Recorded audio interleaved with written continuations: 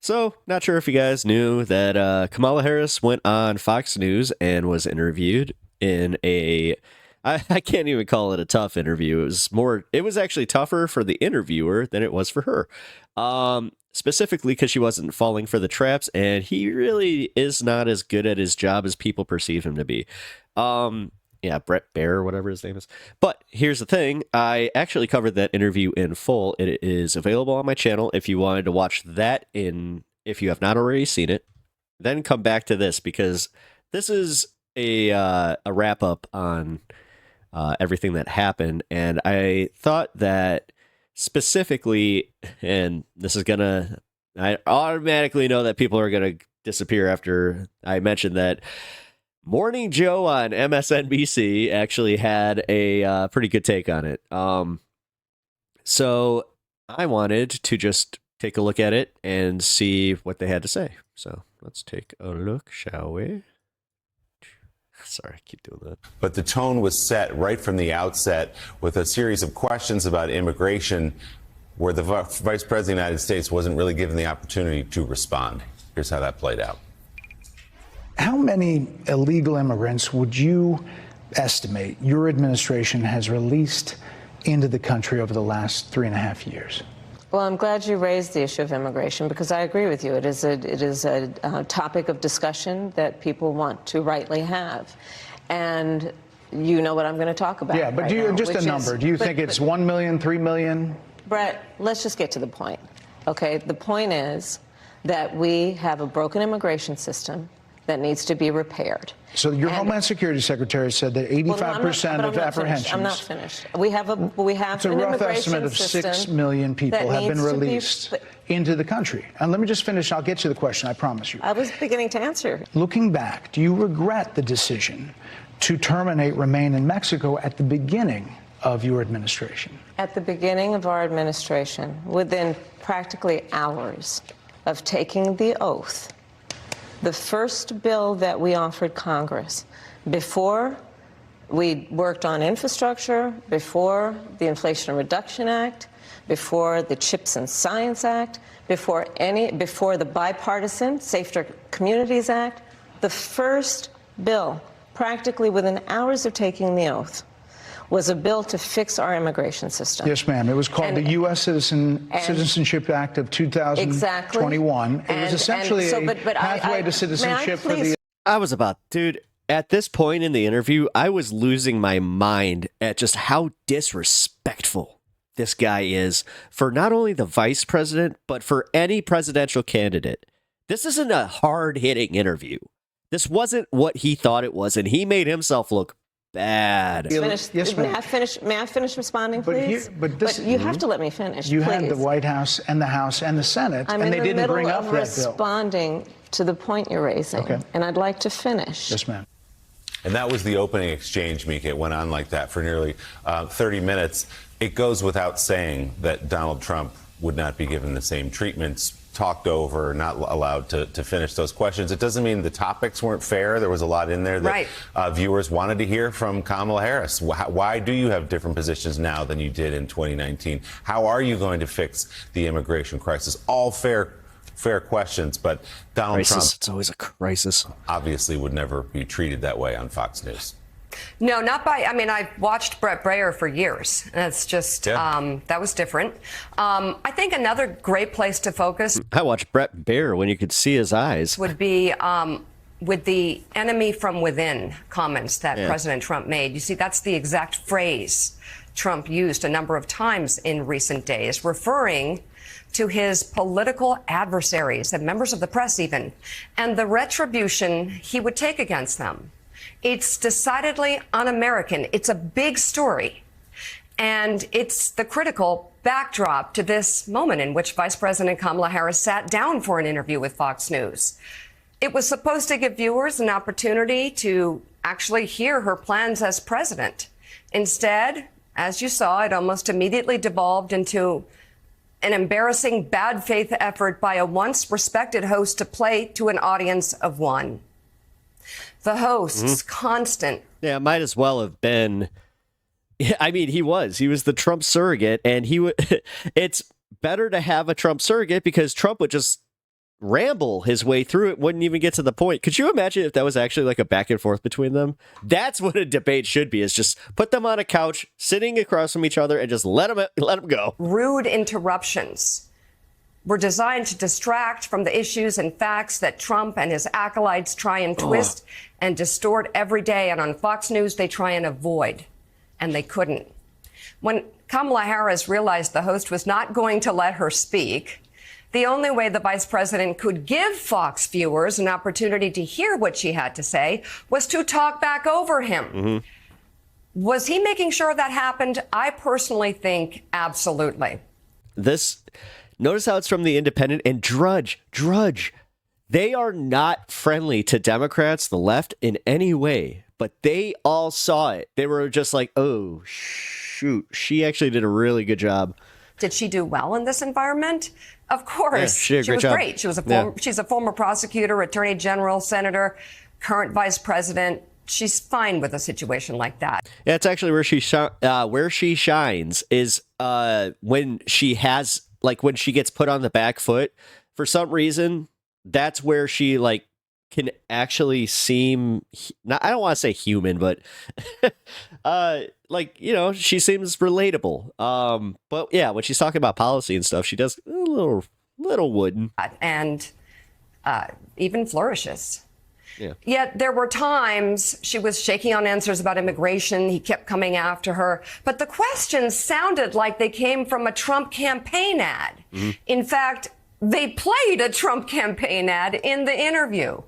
The host almost seemed obsessed with transgender surgeries. The vice president kept trying to tell him she will follow the law. That was the answer. All the while, the vice president found her opportunities to make the case against Donald Trump. Over the last decade, it is clear to me, and certainly the Republicans who are on stage with me, the former chief of staff to the president, Donald Trump, former defense secretaries, national security advisor, and his vice president, one, that he is unfit to serve, that he is unstable, that he is dangerous, and that people are exhausted with someone who professes to be a leader who spends full time demeaning and engaging in personal grievances and it being about him instead of the American people. People are tired of that. If that's the case, why is half the country supporting him? Why is he beating you in a lot of swing states? Why, if he's as bad as you say, that half of this country is now supporting this person? When Brett Baird dies, he's just going to melt into a pile of plastic. Who could be the 47th president of the United States? Why is that happening? This is an election for president of the United States. It's not supposed to be easy. That's such a great answer. That one, I mean, if we can start pinpointing the moments that are going to transcend this election, that's one of them. Her doing this during the debate. I mean, these are the things that really are going to be memorable. I know, but it's not supposed to be. And this is a big one. Her going on Fox and then Trump dodging all the interviews that he has been dodging. This is going to be, I mean, this is really, I'd be really worried if I was a Republican because, you hear him ditching all these things, especially after he did the whole the concert thing. He danced to Ave Maria twice. It is not supposed to be a cakewalk for anyone. So are they misguided, the 50%? Listen, are they stupid? What is it? I would never say that about the American people. And in fact, if you listen to Donald Trump, if you watch any of his rallies, he's the one who tends to demean and belittle and diminish the American people. Yeah, apparently I'm a radical leftist and a danger to the country, according to him. He's the one who talks about an enemy within, an enemy within, talking about the American people.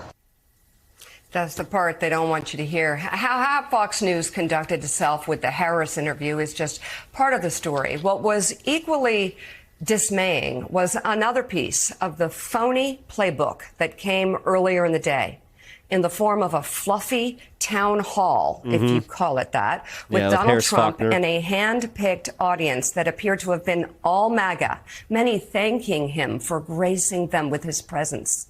As for the content, well, Trump lied to the audience about the Honestly, if I was MSNBC, I wouldn't even focus on that. I would just be showing his interview from Univision. Issue of abortion, Univision. claiming it'll just work itself out. It'll be okay. You're good. Which, by the way, for some reason, they're trying to copyright all their stuff. Copyright strike everybody that has been playing their stuff. So there might be a reason they're not using that. Now it's where everybody has wanted it for years, and now it's working its way out in the states. Nobody wanted it to be in the federal government 5 or 6 or 7 years Did they do this on the set of Oklahoma? ago. They started talking about weeks and this and that. Hugh Jackman just pops out as Curly. But what they wanted is they wanted it back in the states for a vote of the people, and that's where we have it. And the states are now voting for it. And honestly, some of them are going much more liberal, like in Ohio. I would have thought it might. Some of them are not different, and some of them are not. But it's going to be redone. It's going to be redone. You end up with a vote of the people, and some of them I agree. That shit right there that we just let fly. They're too tough, and those are going to be redone because already there's a movement in those states. I know exactly what you're talking about to redo it. It's back in the states where they can have the vote of the people. It's exactly where they want to be. Remember this issue has torn this country apart for 52 years. So we got it back in the states. We have a vote of the people, and it's working its way through the system. And ultimately, it's going to be the right thing. I want to share with you Senators Warnock and Ossoff, Mayor Bottoms and Atlanta Mayor Bottoms, and Amba Thurman's family have come out on a press call. And they're doing what's called a pre-buttal 2-hour town hall right now. Oh, that's nice. Yeah. And I want to get better ratings, I promise. Yeah. Hilarious. Okay, so is he changing his position about abortion after overturning Roe and saying women should be punished for, and by the way, joking about a woman who died arguably because of a severe abortion ban allowed to be in place because of Donald Trump. Classy. But it'll all work out, right? Yeah. He also said, by the way, this was interesting, that he's the father of IVF, moments before admitting he only learned about the issue this year. Oh, I want to talk about it. What the hell? IVF. I'm the father. You don't hear that every day. I'm the father of IVF, so I want to hear this question. I got a call from Katie Britt, a young, just a fantastically attractive person from Alabama. She's a senator. And she was very hot. I wanted to talk to her. Called me up like emergency, because an Alabama judge had ruled that the IVF clinics were illegal and they have to be closed down. A judge. And I said, explain IVF very quickly. And within about 2 minutes, I understood it. I said, no, we're totally in favor of IVF. I came out with a statement within an hour, a really powerful statement with some experts, really powerful. And we went totally in favor. The Republican Party, the whole party. I can't. Alabama legislature a day later overturned, meaning approved it. Overturned. The judge essentially approved it. And we really are the party for IVF. We want fertilization, and it's all the way. And the Democrats tried to attack us on it, and we're out there on IVF even more than them. So we're totally in favor of it. When he talked about illegal immigrants in Springfield, Ohio, continuing his cruelty toward the legal Haitians who he terrorized there, the host gently reminded him, ever so lightly, that they were actually legal. Springfield, Ohio, they have 50,000, 52,000 people. No problems, no real crime, no, beautiful community. They just dropped 30,000 illegal aliens in Springfield, Ohio, and it's become a different place. We're going to destroy our country. Our country is going. Actually, it's horrible. You know, there's more to that story. They are here legally. Yeah. And there are programs that the current administration has put into place to do those flights. So we recently learned, we didn't have any number to compare it to, so all of a sudden we knew 1.5 million people had come in through those flights. And we know the numbers have lessened at the border because of what they're doing, partially putting, right. Well, I mean, the timing of it is interesting. What? They still can't vote, dude. Right? But the numbers get made up by the people that we can't see in the flights. And all of it has a burden on the economy. Okay, so legal, illegal, whatever, you know. But then you go to the evening. the polar opposite. We witnessed a man who spent his life as a down-the-middle journalist, seeming to throw it all away for his audience of one, interrupting the vice president awkwardly and unnecessarily, ignoring many issues that define this campaign, including a woman's right to health care freedom. Most disturbing was when he showed a misleading clip about Donald Trump responding to a question about... Yeah, they literally cut out the part right before the part that he was like, he didn't say that. His enemy from within comments. Yep. He's the one who talks about an enemy within, an enemy within, talking about the American people, suggesting he would turn the American military on the American people. We asked that question to the former president today. Harris Faulkner had a town hall, and this is how he responded. I heard about that. They were saying I was like threatening. I'm not threatening anybody. They're the ones doing the threatening. They do phony investigations. I've been investigated more than Alphonse Capone. He was the greatest man. No, it's true. No, but think of it. It's called weaponization of government. It's a terrible thing. So, Brett, I'm sorry, and with all due respect. Yeah, like, trust me, this gets really egregious. I hope that she shows the full thing. That clip was not what he has been saying about the enemy within that he has repeated when he's speaking about the American people. That's not what you just showed. He was asked about that specific... No, that's not what you just showed. In all fairness and respect to you. That was the question that we asked him. You didn't show that. And No, you didn't. And you clowned yourself so hard, because it would be one thing if it was from like a different interview and it was kind of like, yeah, she saw it, but it wasn't from that. No, dude, it was from that interview. It was right beforehand. That was so egregious that even your own network was like, our bad. The bottom line, he has repeated it many times, and you and I both know that. And you and I both know. God, the way that he sits there, not like, you can tell he was not expecting her to be able to answer these things with such authority. That he has talked about turning the American military on the American people. He has talked about going after people who are engaged in peaceful protest. He has talked about locking people up because they disagree with him. This is a democracy. And in a democracy, the president of the United States, in the United States of America, should be willing to be able to handle criticism without saying he'd lock people up for doing it. And this is what is at stake, which is why you have someone like the former chairman of the Joint Chiefs of Staff saying what Mark Milley has said about Donald Trump being a threat to the United States of America. She got it in there. You see, the concern is that Trump has clearly indicated he intends to use the military to go after his adversaries. No, I didn't. I just said it. I mean, that doesn't mean anything, because whatever I say, it doesn't even matter, you know? I just say something and it's just okay. Then we can ignore it the next day. Whoop, whoop, whoop. Dude, bing, bong, bing. In this country. And in his Fox-friendly town hall, Trump doubled down on that. This time actually naming names. But that's not the clip they showed Kamala Harris. And the vice president called out Fox News on Fox News. Here's the full clip they should have shown. I wasn't unhinged. You know they are. They're a party of sound bites. Somebody asked me, can they be brought together? You know, it was I never thought, really, I wasn't thinking like they could, because they're very, very different. And it is the enemy from within, and they're very dangerous. They're Marxists and communists and fascists, and they're sick. I use a guy like Adam Schiff because...